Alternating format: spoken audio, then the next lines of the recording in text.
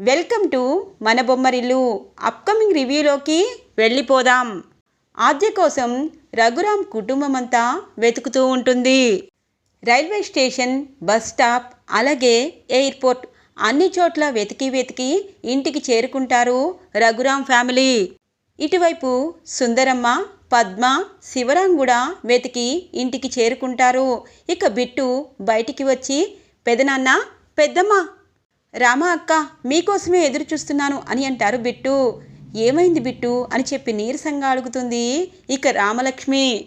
మీరందరూ ఆద్య అక్క కోసం వెతుకుతున్నారు కదా, ఆద్య అక్క ఎక్కడికి వెళ్ళదు, తిరిగి మన ఇంటికే వచ్చేస్తుంది అనగానే, ఏమైంది నాన్న అని అడుగుతుంది రామలక్ష్మి. అక్క, ఆద్య అక్క ఎయిర్పోర్ట్కి వెళ్తానన్నగా నాకు చాక్లెట్ ఇచ్చింది. తన పర్సులో నుండి నేను పాస్పోర్ట్ కొట్టేశాను. ఆద్యక్క వస్తుంది కదా, అప్పుడు మనందరం కలిపి ఆపేద్దాం. నేను చిన్నపిల్లోడిని కాబట్టి ఆద్యక్కని ఎంత బ్రతిమిలాడినా ఆగలేదు. చాక్లెట్ ఇచ్చి వెళ్ళిపోయింది. ఇప్పుడు మీరందరూ ఉన్నారు కాబట్టి ఆద్యక్క ఎక్కడికి వెళ్ళదు అని అంటారు బిట్టు. ఒక్కసారిగా రఘురామ్ కుటుంబం అంతా ఊపిరి పీల్చుకుంటారు. అమ్మయ్య, శ్రీను బావా, ఆద్య ఎక్కడికి వెళ్ళదులే, టెన్షన్ పడద్దు అని అంటుంది రామలక్ష్మి. ఇక పద్మావతి, అది మళ్ళీ ఇంటికే వస్తుందా, అట్నిండటి అమెరికా వెళ్ళిపోతుందని సంతోషపడ్డాను. మళ్ళీ ఇక్కడికి వస్తే అన్నయ్య, ఈ మహాతల్లి, వదిన అందరూ ఆపేస్తారు. ఈ ఇంటికి వచ్చానని సంతోషపడ్డాను. మళ్ళీ ఆ దేవత, ఆ దరిద్ర దేవత ఇంటికి వస్తుందని బాధపడుతున్నాను అని అనుకుంటుంది పద్మావతి. ఇక ఆద్య కోపంగా ఎయిర్పోర్ట్ నుండి రఘురామ్ ఇంటికి వస్తుంది. ఇక వచ్చి అందరినీ చూస్తూ ఉంటుంది. ఇటువైపు బిట్టు, ఆద్యక్క నువ్వు వచ్చేసావు కదా, నాకు హ్యాపీ అనగానే, బిట్టు పాస్పోర్ట్ ఇవ్వు అనగానే, నేనేం తీయలేదక్కా అని అంటారు. మర్యాదగా ఇవ్వరా, టైం అయిపోతుంది ఫ్లైట్కి అని అంటుంది ఆద్య. ఆద్య ఆగమ్మా అని అంటుంది జానకి. పెద్దమ్మ, పెదనాన్న, మీ ఇద్దరూ కలిసిపోయారు.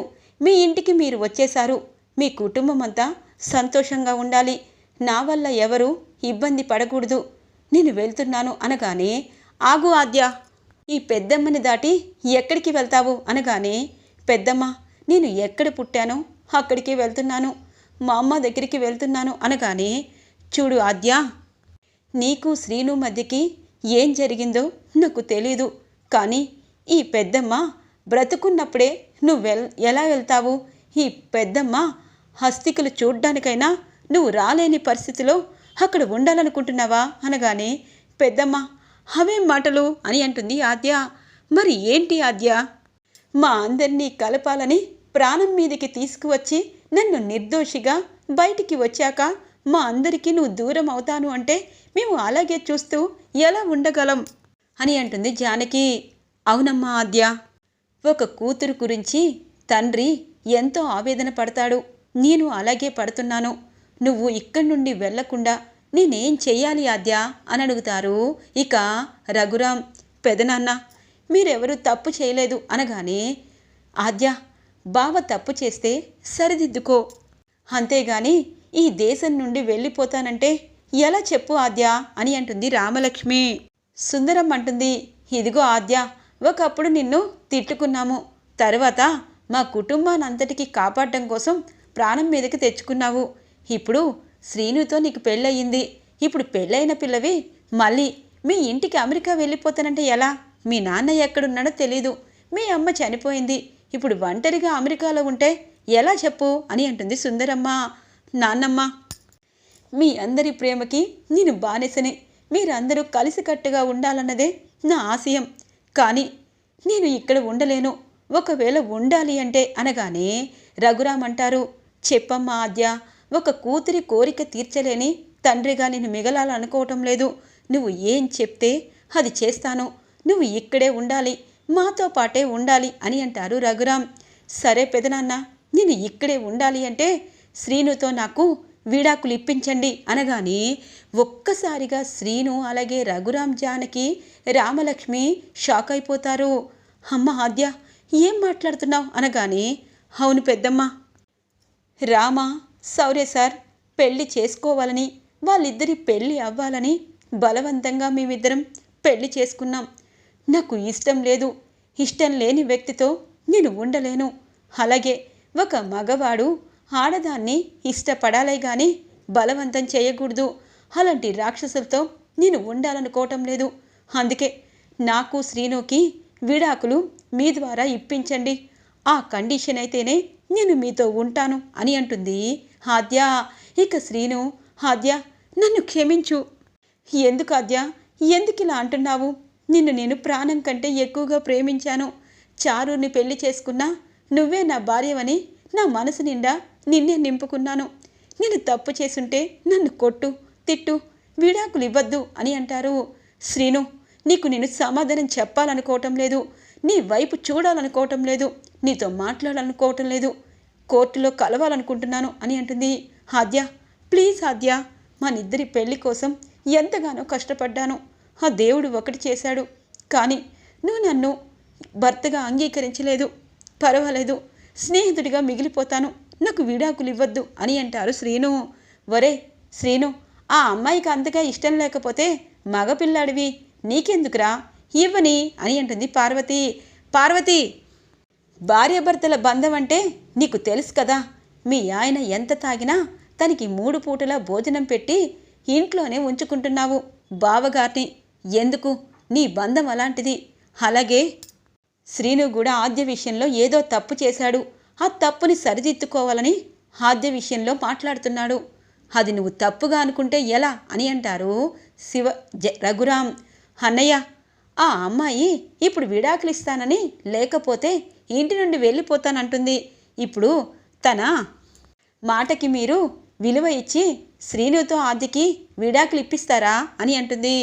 తప్పకుండా. ఏ ఆడపిల్లకైనా తన భర్త అంటే ఇష్టం లేనప్పుడు విడాకులు తీసుకోవడమే మంచిది. ఇద్దరి మనసులు కలవకపోతే ఖచ్చితంగా విడివిడిగా ఉండడమే మంచిది. అంతేగాని బలవంతంగా చచ్చేదాకా వాడితోనే ఉండాలని ఈ రోజుల్లో అనుకోవటం లేదు అని అంటారు రఘురాం. మామయ్య, అది కాదు అనగానే, చూడు శ్రీను, ఇప్పటికే నువ్వు చాలా పొరపాట్లు చేశావు. ఇక ఆద్య నీ విషయంలో ఇలాంటి కఠినమైన నిర్ణయం తీసుకుంది అంటే దీని వెనకాల ఆద్య మనసు ఎంత బాధపడింది అన్నది నాకు అర్థమవుతుంది. అమ్మ ఆద్య, ఇంకెప్పుడు ఈ ఇంటి నుండి వెళ్ళిపోవాలన్న నిర్ణయం తీసుకోవద్దు.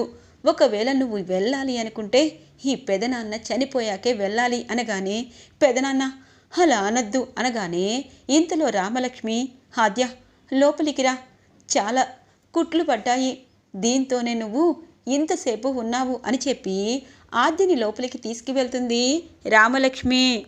ఇది ఇలా ఉండగా ఆష్మిత ఇక వెంకట్రావుని భయపెడుతూ ఉంటుంది కదా. ఎలాగైనా సరే ఈ కుటుంబం అంతా కలిసిపోయారు. ఇప్పుడు ఈ జెన్నీ వేషంలో వీళ్ళింట్లో తగలబడినా ఏమీ చేయలేకపోతున్నాను. ఆద్య శ్రీను విడిపోతే నాకెందుకు, విడాకులు తీసుకుంటే నాకెందుకు? సౌరేసార్ రామలక్ష్మి కూడా విడాకులు తీసుకుంటే బాగుండు. అప్పుడు సౌరేసార్ని నేను పెళ్లి చేసుకుంటాను అని అనుకుంటుంది ఇక ఆష్మిత. ఇక శౌర్య శ్రీను దగ్గరికి వస్తారు. శ్రీను, బాధపడద్దు. ఎందుకంటే ఆద్య విషయంలో నువ్వు కొంచెం ఆలోచించాల్సింది. కానీ అనగానే ఇక శ్రీను తట్టుకోలేక అక్కడి నుండి రోడ్డు మీదకి వస్తారు. ఇక వెంకట్రావు, శ్రీను, ఇదంతా నా వల్లే అయ్యిందిరా. నేను నీకు మందు కొట్టించి ఆద్యని అని చెప్పి అనగానే, నాన్న నిజమే, మందు తాగితే ఇలాంటి విపత్తులు జరుగుతాయని నా జీవితం పోయాక అర్థమైంది. నువ్వు కూడా మందు తాగొద్దు అని అంటారు ఇక శ్రీను. ఒరే, నాకు అలవాటైపోయింది. కానీ నువ్వు మాత్రం ఆద్యకి విడాకులు ఇవ్వద్దురా.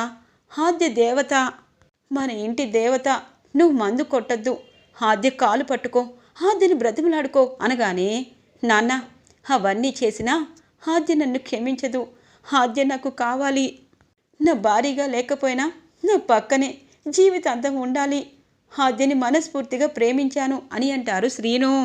ఇది ఇలా ఉండగా జానకి ఆద్య దగ్గరికి వస్తుంది. ఇక రామలక్ష్మి అలాగే ఇటువైపు శౌర్యసారి కూడా వస్తారు. ఆద్య, ఇంకెప్పుడు ఇలాంటి పని చెయ్యొద్దు అని అంటారు శౌర్యసార్.